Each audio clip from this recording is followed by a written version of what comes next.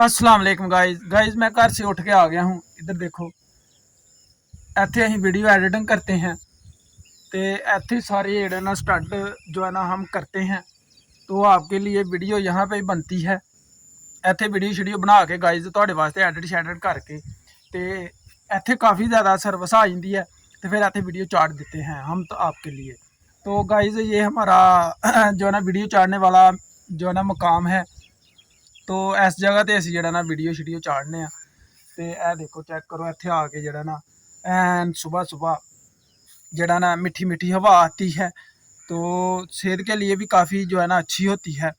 तो गाइज़ इस जगह पे जो है ना हम अपना अक्सर टाइम बिताते हैं। तो एहो जी जगह ते आके दोस्तों सुकून मिलता है, झस आती है, तो काफ़ी जो है ना अच्छा जो है ना आपको फील होता है। तो फीलिंग काफ़ी अच्छी हो जाती है गाइज।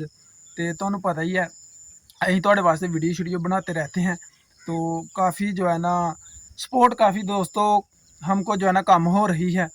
तो सानू जिहड़ी है ना सपोर्ट की काफ़ी किल्लत जिहड़ी है ना पेश आ रही है।